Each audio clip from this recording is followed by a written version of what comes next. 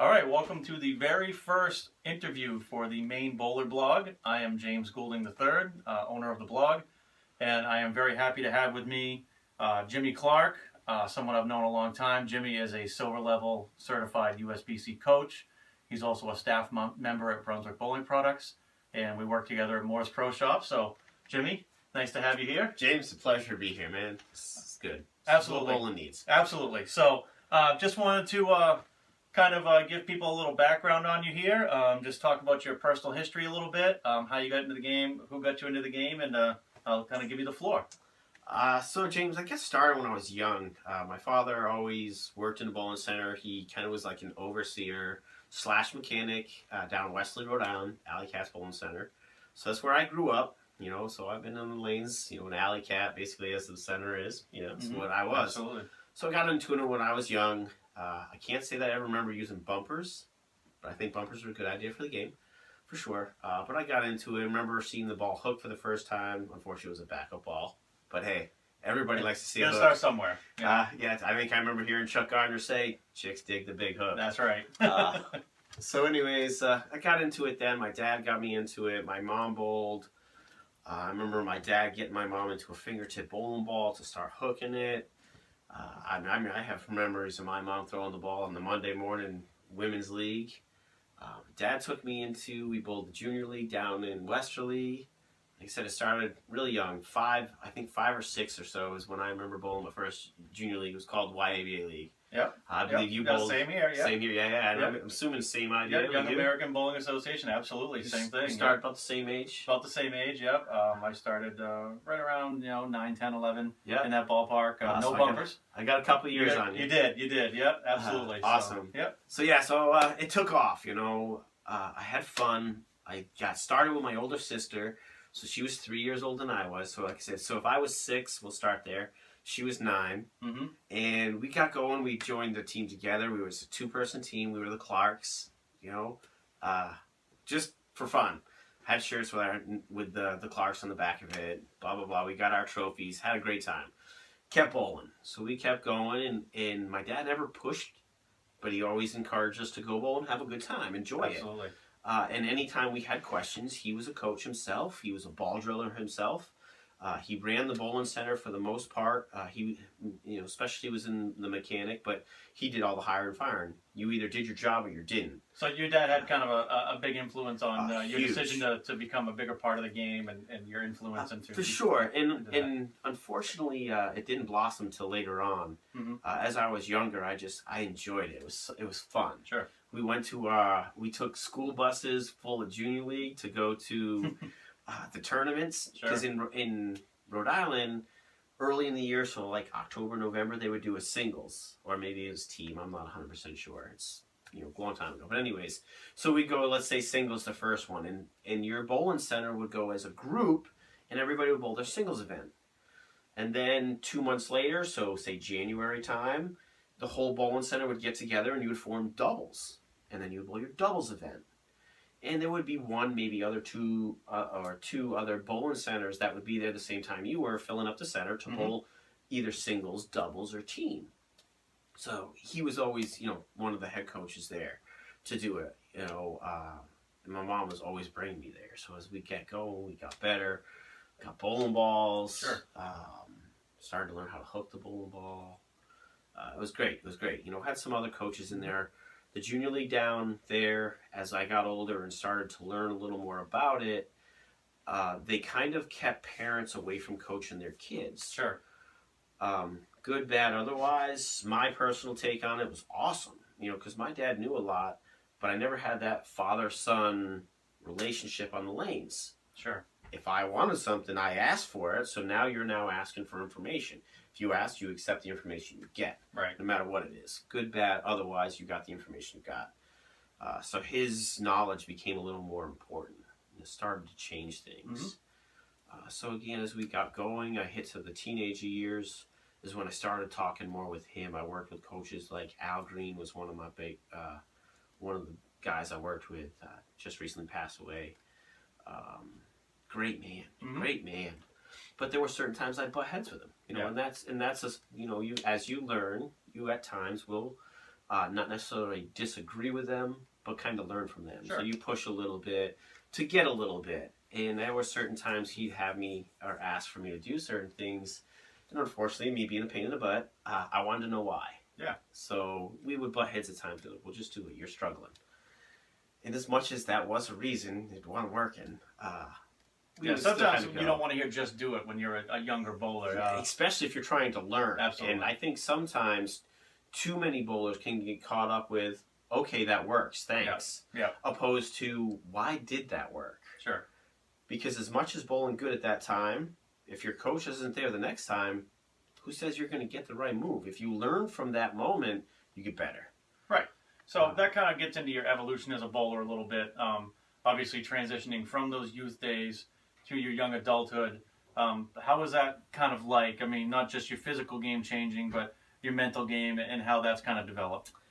The mental game has been amazing. It is something that, as you said, where we just left off is the junior bowler, Mm-hmm. a little more hothead, teenager. Mm-hmm. I moved from Rhode Island to Maine when I was 16 years old, and bowling became everything at that point. Sure. So if I bowled good, I was a man. I was fun to hang out with. I was happy. I was But if I bowled bad, I was foolish. I did Sure. a lot of bad, foolish things with a lot of anger. Not good, and I see it now in bowlers, and 25 years, 20 years later, I laugh about it because I was there. Absolutely. I'm right there with you. I was the guy that at one point in time, I believe it was one of the first 2 years I was in an adult league, I punched the approach at the foul line. As you laugh and I laugh about it now. At the time, you were... The situation, I exploded, and I ended up actually in Derek, miss you, love you, kid, biggest heart in the game. He picked on me more than anybody because I shot 130 the next game. And that was after 250, 240, and the 240 was because I left a pocket 710, which resulted in me being foolish. Yep. So he picked on me because I did. I shot 130 the very next game. As much as it was bad, it was my singles event. I had myself to a high standard. There was the explosion.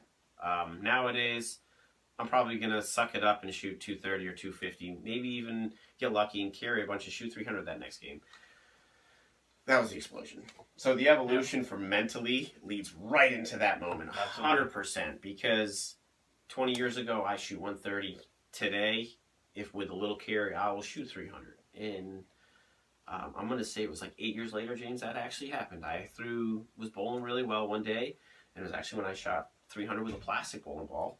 Talk about the evolution of the game. Yep. Plastic bowling balls. Yep. Now we've got these high-tech quantums coming back. Absolutely. Oh my God, incredible equipment. It's crazy. November 1st, Brunswick Bowling coming out with those quantums, the fire quantum and the forest green. Buy one now, you get it back.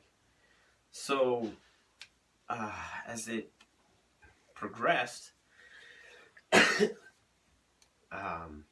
things changed. Mentally, I started at that bad attitude and realized it just makes things worse. Yep. So the more you can take the process and focus on it, again, great people. Jason Sterner made me focus on that. The process makes everything happen, no matter whether it's bowling or anything in life. You just gotta go with it. Whatever you're trying to do, you put your time in practicing. What are you practicing? Your approach, your timing, your balance, targeting, whatever it is, that's your process. Yep. When that process works, good things happen. That's right. You respect the process, and you'll get paid off in spades. So, let's talk a little bit about some of your accomplishments here for a few minutes. Obviously, how many sanctioned 300s, 800s do you have right now? Sanctioned 300s, I believe, is at 23, yep. and 800s, I believe, is at 9. Okay, and obviously, you had I've bowled with you a long time. I know what kind of a good bowler you are. Let's talk a little bit about nationals this year. You went out to nationals and had a pretty special set in your single squad. I believe, was it 8th place or? I was 9th place. 9th place I was in singles at nationals. 767. As much as it was very special for me, the biggest thing was the trip out there. Mm-hmm. We went with a new set of guys that started with a game plan and stuck to it 100%. Team squad went out. We left a lot of spares out there and still finished 202nd, I believe. So, which is impressive. I mean, you're talking 10,000 teams, or Absolutely. just under. Yep. Those are 9,000 something. So even out of 9,000 teams, that's pretty good. Yep. Well, then we went in the same game plan for doubles and singles, and my double set for me personally was one pin better. It was the exact same play out as I had for team. Yep. The lanes kind of played tough, made good shots. I made spares. You know, I grinded very hard. Well, the good part with doubles and singles is you bowl doubles and you bowl singles right afterwards on the same pair. So, with game plan in play, doubles was the grind out to kind of track up the lanes. You got that flatter pattern in nationals. Yep. I believe they're 1.8 something. Yeah, in that ballpark. Yep. Let's even say 2.1 Yep. or 2 to 1. It's a pretty flat pattern, so you got to throw pretty good shots. Yep. So as we burned up the right side of the lane, 6 of us together, I was able to move left. Where is she? Grab the jab. Oh my God. Left, it hooked. Left, it hooked a little more. And as soon as I realized I had just a little bit of room, everything loosens up. Yeah. And the pins fell. And as much as they fell, 767, you got to put strikes together. I believe the longest run of strikes I have was 7, which is fine. Think about it. If you can go 7-bagger spare, 7-bagger spare, you're shooting a ton. Absolutely. Absolutely. I had a split at the end of game 1. Got a little excited, grabbed it, whatever. 6 count, get 2. But rebounded and just shot great. It was awesome. It was very awesome. The team that we went with was incredible.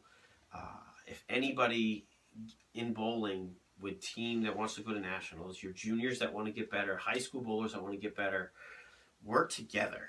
There are coaches out there that'll help you. The people you bowl with, talk to them, work together. 100% when the lanes are tough, if you're not working together, you're not going to win. Not at all. Never. So absolutely. It was incredible. So as much as nationals was definitely a huge success. Top 10 is incredible to put on, pat on my back, whatever. The team was more impressive. Everybody in our team had success. Our team was 250 pins plus, so 9,250 as a team all events, where 9,000 is a 200 average. So we did very well. It was awesome. It was definitely a great experience. Can't wait for next year. Absolutely. So let's touch on, so when we come back, we're going to get into part 2 of our interview with Jimmy Clark. I want to get into some more stuff with Jimmy's coaching, pro shop stuff, and we're going to talk a little bit about the PBA Maine shootout that Jimmy's competed in a couple years in a row, and you'll be pretty impressed with how he's done up here representing the great state of Maine. So we'll catch you guys on the other side in part 2 of the interview.